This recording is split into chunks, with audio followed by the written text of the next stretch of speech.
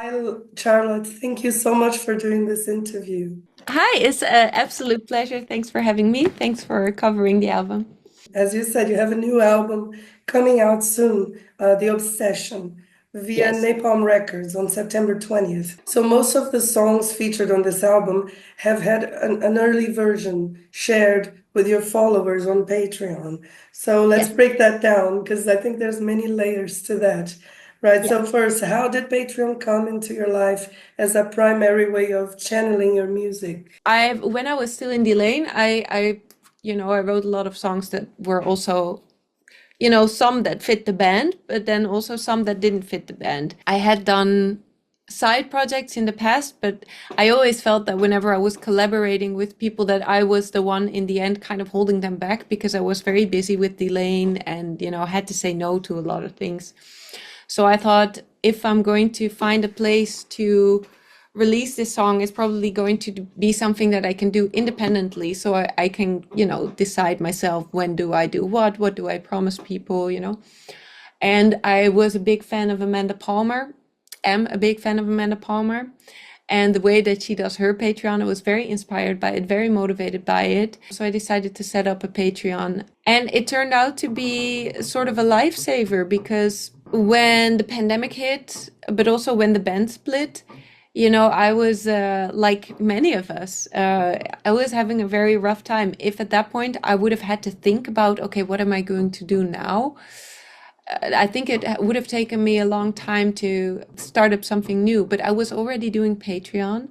I had this big community that were supporting me, and not just financially, but also, emotionally. Like it was very encouraging, very motivating. And then I've been doing from the moment that I started in May 2020, I've been releasing a new song every single month. I'm working on song 54 now. And yeah, and I wanted to make that a part of this album process because I thought if I'm going to keep doing a song every month and then work on a brand new album of songs, that will probably become a lot. So I decided to change the format of the song of the month in the sense that before that I kind of considered the song finished when I put them on Patreon as a song of the month. And now I still have the aim of putting new music out and I still finish the song. I still have it mixed, it's still a song.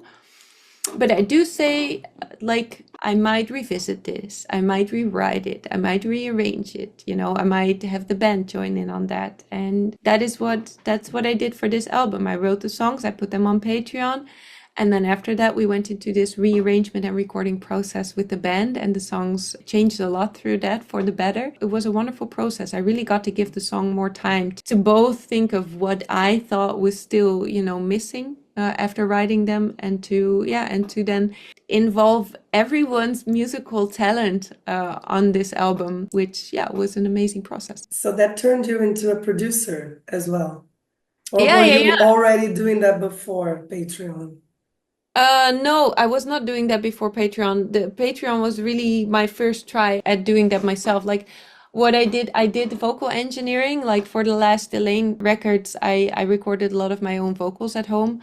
I wasn't good at it the first time I tried it, but in the end, eventually I got the hang of it. And then this was really like for these songs was the first time that I tried, okay, but now I'm going to make the full song from start to finish. Of course, I use a lot of plugins and digital instruments, so I have a lot of help. It's definitely easier these days to do something like this on your own than it was 10, 20 years ago. But still, nonetheless, to kind of be able to just carry out your vision of what the song should be from start to finish was something that, yeah, that was sort of a first for this record. Yeah, that's amazing. So, your previous solo albums, the Tales from 6 Feet Under, there's 2 volumes of that, and they're amazing, truly amazing. So they had a different sound, somewhat, than your more metal work with Delain. So, what took you in that direction? It feels more experimental in a way. Yeah. First of all, like as I said, I started the Patreon when I was still in Delain. So any song ideas that I would have at that moment that could be a Delain song, I would not put them on the Patreon. because I would save them for, for the band. So in the beginning, it was really just very intentional. Like I'm only going to do things here that have nothing to do with Delain. So that's what happened in the beginning, and then after that, for Tales from 6 Feet Under 2, like there were some songs that were already kind of more into the direction of metal, like maybe like Human to Ruin or Phantom Touch, but just because of the fact that I did with digital instruments, I like the way they turned out as a song, but in terms of how metal they can be, I don't think that they reached their full potential. Like, I think they would have been much heavier if I would have approached it the way that I've done now with the band. Yeah, so it was quite circumstantial because at first I really decided to do something that was nothing like Delain. And then afterwards, I was also just kind of limited in what I could do by myself on my own with digital instruments and stuff. Yeah, so for this album, The Obsession, it's much heavier again. So it's more like heavy metal and it's very much appreciated. And the other stuff was also great. So we get to see this whole range of things that you can do. You said that transforming the songs from the first version that was on Patreon and then bringing the band in. So how was that process? Did they contribute in any way to the writing of the song or just to the arranging? And not that it's just because it's very important part of it. Exactly. That's what I was going to say. Like, it was mostly the arranging, because I already wrote the songs and put them on Patreon. But for example, for a song like Dopamine, when I put it on Patreon, it was just harp and vocals. So what happened there on the arrangement part was like very big. And there is other songs as well where, the song itself was there, but there were, the way that the riffs had been adjusted, or these kind of proggy loops that Timo does, like it adds so much, and like, of course, like huge arrangements as well. Like it does add a lot. So I don't want to take away credit from anyone by saying that they were involved in the arrangement parts, because I think that it's been very relevant for how these songs sound now. At the same time, for me, it was kind of still nice that I could have that introverted writing phase, because, a lot of the songs are very personal. So it's then also nice to be able to kind of do that in that mindset. But yeah, Timo's been very influential to the arrangements. Joey had a lot of influence because the drums were recorded first. He's a very creative drummer. We didn't do any unnecessary edits to the drums. Like, we kept it very natural.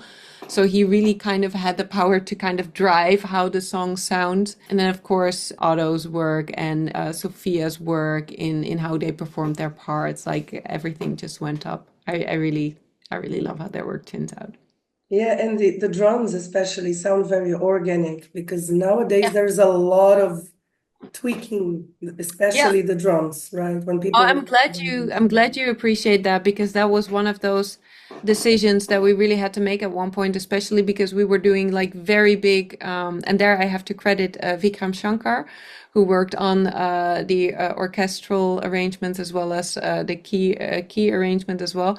Like, there were some huge arrangement there, and of course. That's much easier if the drums are like exactly on the grid. So we really had to choose, like, okay, is this how we're going to keep it, or are we going to edit it? And we chose to keep it natural and organic. So I'm glad that you notice and appreciate, because I think that made a big impact on how it ended up sounding. yeah, no, I think it's different. I don't know if the younger generation can appreciate that, but I think that I'm from a generation that saw the transition from a more organic sound to this more like technological, let's just say, thing. And it's not bad, it's just different. It's And different. yeah, and it makes a difference. It does. So yeah, and the themes of the song on this album, they're darker.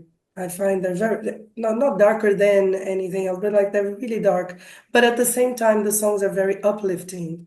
So I found it to be very cathartic in many ways, especially with the very epic arrangements, as the orchestral arrangements, as you put it before. So is that also a catharsis for you as an artist? Yes, it is. A lot of these songs are about kind of fears and about panic mode. And for me, when I'm in that mode or when I have these kind of cycles in my mind, which are hard to break, doing something, making something out of it is kind of the only way to break the cycle. So yeah, there's a lot of songs on here which felt really cathartic. I think The Exorcism probably most of all. Art can be medicine, especially to the artist, right? And it's great that it works. And it works for the listener too. I'm glad to hear that. That's usually the rule that I have for myself because, the fact that I feel better once I've written about something is kind of a selfish, it's a selfish motivation to make music. But I do have as a rule for myself that the song should make the listener either feel better or not alone in their feeling, but not to make them feel worse. And I've had one or two songs recently that I wrote but did not put out because I felt that it would not benefit anyone listening to them. Yeah, I tried to keep that rule for myself. It's great and it's refreshing to hear that you think of the effect it has on other people as well. Yeah, Very much so. Yeah. yeah. And so the album features two amazing guest singers, Alisa of Arch Enemy and Simone of Epica. So, how is it collaborating with these two artists? It was absolutely amazing. I love working with the both of them. It's also a great excuse for us to hang. And I love how their parts turned out and how they enriched the album. Also, for both of them, like the collaborations feel really meaningful. Dopamine is about a topic that Simone and I kind of bonded over a while ago. So it felt like a full circle moment to then perform it as a duet. And the song with Alisa is a famous poem. And I think out of the five, because this is the fifth collaboration that we do now, four were based on famous poetry. So we have a little theme going on. And I think that this is a wonderful continuation in our themed collaborations. So I'm very excited about their contributions to this record. It's like three amazing singers together on the same boat. It's always great to hear. So the song Praise, I really like this one. This is the one that stood out the most for me, not Okay. for the music. The music, Yeah. they're all great, but for the theme, because Oh, yeah. yeah, so it speaks of validation. So were you thinking at all of the way in which like social networks and this new world that we live in kind of messed up with the wiring in people's brains?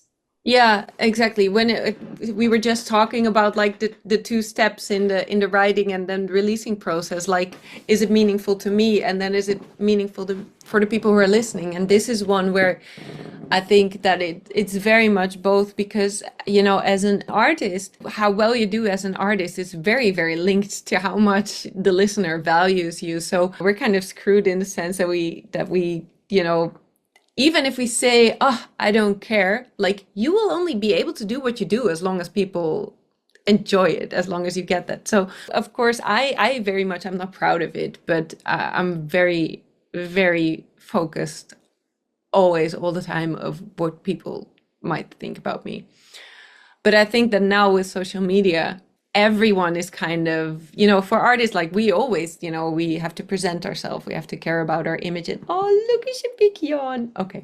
Uh, but I think that nowadays, like everyone is kind of doing this. Everyone is kind of curating their own life and presenting this image of what they want other people to see them like, and searching for that validation from, their friends, their family, but also just random strangers on the internet. And yeah, I think it's an epidemic.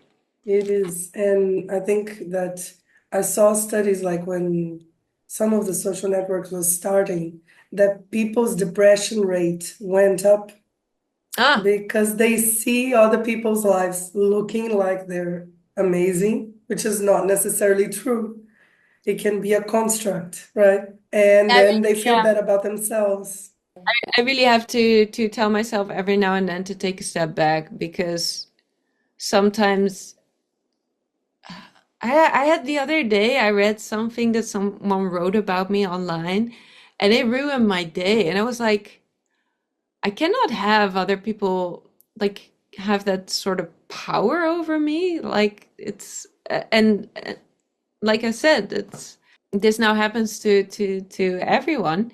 And also just, comparison is the thief of joy. Like you can be totally happy with what you're doing and then look at your neighbor who's doing better and then feel bad about it. And I think that that happens to a lot of people as well. And then maybe if they are the ones who are doing better, they will be terrified that one day they will not be doing better anymore. So then they're very stressed as they're doing very well. So I think, I think you cannot win at that game. You cannot. So I thought I read a song about it. Yeah, no, and what you said, remember the fashion models when they talk about how imperfect they think they are, when the rest of the world is thinking, oh my God, these women are so perfect. Yeah, And they themselves don't have that image of themselves. And yeah, it brings things into perspective. And as you yeah, said, now it's for everyone, not just for you and the other yeah, yeah. It artists. goes, it Yeah, goes for it goes for everyone, really. Yeah. yeah. Yeah, and I have to ask you about touring plans because, I want to hear this music in person. So, are there any plans yet? And can you talk about that? Most definitely. We're doing a few festivals now. Then we're doing our release show on October 4th here in Utrecht. I can walk there. It's very nice. And then after that, we're going on tour with Vola and we're doing a full European run. We'll be hitting Scandinavia as well. So I'm very excited about it. It's my first tour in 5 years. So I'm also sort of nervous about it, but I absolutely cannot wait. It will be so great bringing the obsession to the stage with the band and then with Vola. I'm a big fan of Vola, so Yeah, they are truly amazing, and so are you. So, thank you so much first for this interview, and most importantly for your album and all the music that you've given us because it's truly amazing. So, thanks, and I wish you all the best for your future. thank you so much. I appreciate it. Thanks for covering the album and enjoy the rest of your night.